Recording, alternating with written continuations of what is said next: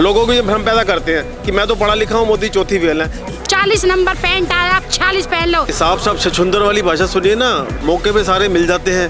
आप जनता की सुनोगे ना, तब आम आदमी पार्टी के लिए सोचोगे। और जहाँ ये आप कहते थे ना कि हमें, इनका क्या होता है कि मेरे को जो काम करने नहीं आते वो केंद्र सरकार पे कर दो। अब एमसीडी नहीं थी तो बीजेपी को सिर्फ वोट देते, आज तो केंद्र में आपकी दिल्ली में एमसीडी है। अब क्या काम करा है आपने, क्या काम करा? जगह जगह कूड़े। इनके यहाँ पे जो बीजेपी के पार्षद बन के आए ना, जो उनके टेम्पू 3-3 थे वो एक रह गए हैं। क्या लोगों को हटा दिए गए? बढ़ाने चाहिए थे ना। तो आपको अपने घर के लिए, सुविधाओं के लिए, अपनी बीवियों के लिए तुम्हें शीश महल चाहिए। आप जनता की सुनोगे ना, तब आम आदमी पार्टी के लिए सोचोगे। तो फलता है ये, और ये तय है कि केजरीवाल यहाँ से जा रहा है और जाएगा। और केजरीवाल जब सरकार के पहले नहीं आए थे तो वो हमेशा राहुल गांधी को लेकर, शरद पवार को लेकर, लालू यादव को लेकर निशाना साधते थे कि भ्रष्टाचारी हैं ये और इनको जेल में मैं एक दिन डलवा दूंगा। लेकिन आज उन्हीं के साथ मिलकर गठबंधन बना लिया है, मोदी को हटाने का नारा दे चुके हैं कि हम सरकार में आएंगे, 26 जो दल हैं उनको साथ में लाकर हम सरकार बनाएंगे और मोदी को हटा देंगे। इस पर क्या कहेंगे? देखिए, ये सब लोग जो राजनीतिक लोग हैं सारे मौकापरस्त लोग हैं। ये साफ साफ छछुंदर वाली भाषा सुनिए ना, मौके पे सारे मिल जाते हैं। वैसे एक दूसरे को, अब DK शिव कुमार के बारे में क्या क्या कहा इसने। वो DK शिव कुमार जब कर्नाटक गए उनका स्वागत कर रहे थे, ये गले मिल रहे हैं उनसे। तो ये तो जब मौके की नजाकत के हिसाब से चलते हैं, ये कोई दिल्ली की सेवा थोड़ी कर रहे हैं। तो दिल्ली में रहते ही नहीं। दिल्ली में कितने दिन रहते हैं बताइए? कभी कर्नाटक है, कभी वहाँ है, कभी ये है, कभी वहाँ है। बताइए कि कहाँ रहते हैं, कितने दिन रहते हैं दिल्ली में। और इन्होंने देखो, अब तो एमसीडी भी इनके पास है, जगह जगह कूड़े के ढेर लग गए, मलेरिया फैल रहा है, डेंगू फैल रहा है, कहीं दवाई नहीं छिड़की जा रही। अब बताओ कहाँ है, बताओ। अब कोर्ट ने भी कह दिया है, आप विज्ञापनबाजी में मशगूल रहते हो, जो विकास के कार्य है उस पर तो पैसा दो। अभी कोर्ट ने कहा 415 करोड़ रुपये रैपिड रेट के लिए दो, उसके बाद भी दे नहीं रहे। तो इसका क्या मतलब समझा जाए? ये तो निरे विज्ञापनबाजी करते हैं। और जैसे अब मोदी जी को कहते हैं चौथी फेल है, लोगों के बीच में भ्रम पैदा करते हैं। लोगों को ये भ्रम पैदा करते हैं कि मैं तो पढ़ा लिखा हूँ, मोदी चौथी फेल है। कोई भी बात करो, अजी मैंने लेटर लिख दिया अमित शाह जी को, बाढ़ आ गई, अमित शाह जी को लेटर लिख दिया है। अब कोरोना जब फैला था तो कोरोना में क्या हुआ था, ये कहीं दिखे थे आपको? इन्होंने लेटर लिख दिया अमित शाह जी को, जी हमें अस्पताल दे दिए जाएँ, हमें इतने बेड दे दिए जाएँ, हमें दवाइयाँ दे दी जाएँ। तो आप किस लिए बने हो? आप किस लिए बने हो? दिल्ली के जो मुख्यमंत्री हो, आप किस लिए हो? आप कभी पंजाब चल जाते हो, कभी गोवा चल जाते हो, कभी कर्नाटक चल जाते हो, दिल्ली में रहते नहीं आप, आपको दिल्ली का पता ही नहीं है। अब देखो, इतनी बाढ़ आई हुई है और अभी एक लड़की मरी है, बच्चा मरा है 3 साल का, कि उसके घर के अंदर ही पानी आ गया सारा, वो मर गया और उसको कोई मुआवजा नहीं दिया। उसके घर भी नहीं गए देखने, बल्कि उसको, उसके परिवार को यूपी में जहाँ वो रहते थे वहाँ भेज दिया गया ज़बरदस्ती। अब इसका जिम्मेदार कौन है?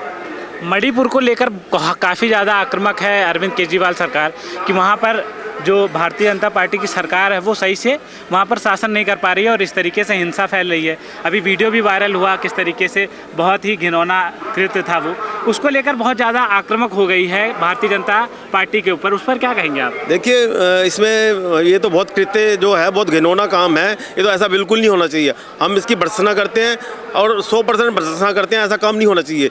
और इसके लिए मोदी जी ने अपना बयान भी दिया है। मोदी जी बहुत गुस्से में हैं और उनको पूरी जानकारी है और उनको गिरफ्तार भी कर लिया गया, जो इसके दोषी थे उनको गिरफ्तार कर लिया गया है। हम ये कहते हैं बहुत गंदी बात है और ऐसा नहीं होना चाहिए। लेकिन आप ये बताओ ना, मणिपुर में हुआ, वेस्ट बंगाल में हुआ, वेस्ट बंगाल की क्यों नहीं आप करते?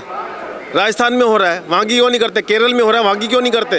क्योंकि जहाँ बीजेपी की सरकार है, और मुझे तो बड़ी बात नहीं इन्होंने करवाया हो, ये इनके ही लोगों को बड़ी बात नहीं है। जो 5 लोग पकड़े गए हैं जो दोषी हैं, अब देखना थोड़ी देर में पता चलेगा किसके लोग हैं वो। राजेंद्र गूढ़ा पर आप क्या कहेंगे? उनको, वो मंत्री थे कांग्रेस सरकार में राजस्थान के, उनको बर्खास्त कर दिया गया क्योंकि उन्होंने अपने सरकार से सवाल कर लिया कि राजस्थान में महिलाएं सुरक्षित नहीं हैं, उनके साथ घटनाएं जो घट रही हैं उनको अपने गिरेबान में झाँक कर देखना चाहिए, फिर मणिपुर पर सवाल करने चाहिए। इस पर क्या कहेंगे? लोकतंत्र की हत्या नहीं है ये क्या? बिल्कुल लोकतंत्र की हत्या है। आप कोई सच बोल दे। केजरीवाल ने, अरविंद के माफ कीजिएगा, राहुल गांधी ने ट्वीट नहीं किया इसको लेकर। राहुल गांधी ने ट्वीट नहीं किया, केजरीवाल ने भी कुछ नहीं कहा कि वो सच बोल रहा था। राजेंद्र गुहा सच बोल रहे थे कि उन्होंने कहा राजस्थान तो पहले देख लो, अब मणिपुर की बात कर रहे हो, पहले राजस्थान देखो आप, जहाँ के आप मुख्यमंत्री हो हैं। लेकिन वहाँ उनको पार्टी से बर्खास्त कर दिया गया, कोई नोटिस नहीं दिया गया उन्हें।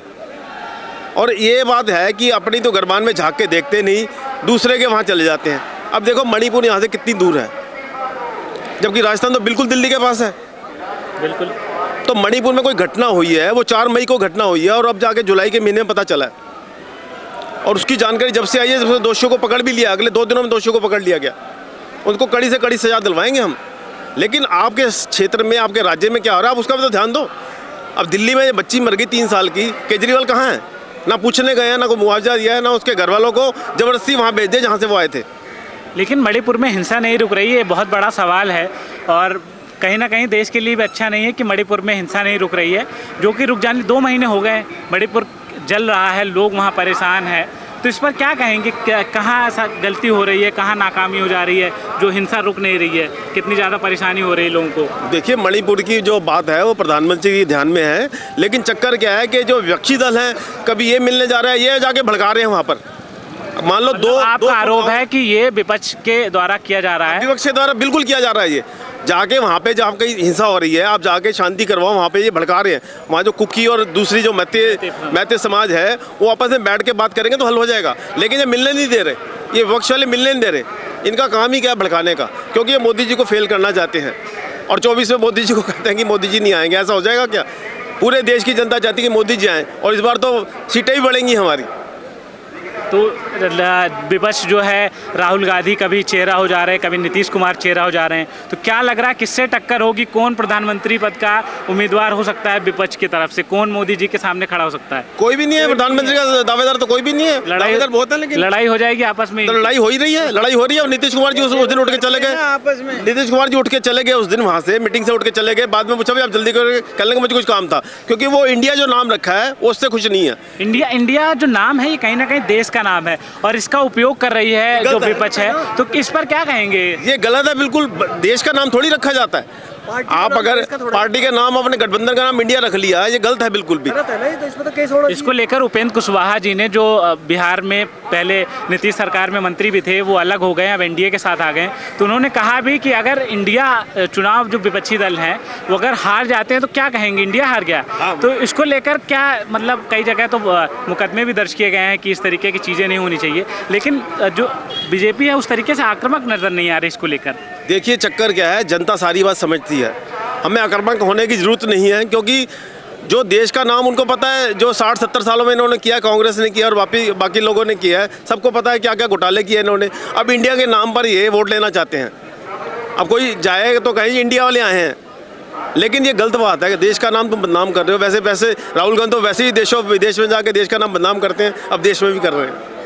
आप देख सकते हैं कि किस तरीके से यहाँ पर लोग आए हुए हैं और तमाम तरीके की विरोध प्रदर्शन कर रहे हैं अरविंद केजरीवाल के खिलाफ, चाहे वो एमसीडी के जो कूड़ा व्यवस्था हो उसको लेकर हो, या चाहे यमुना में जो बाढ़ है उसको लेकर हो, और भी तमाम चीज़ें हैं जिसको लेकर यहाँ पर जो दिल्ली प्रदेश की टीम है भारतीय जनता पार्टी की, वो अरविंद केजरीवाल को घेरने का काम कर रही है।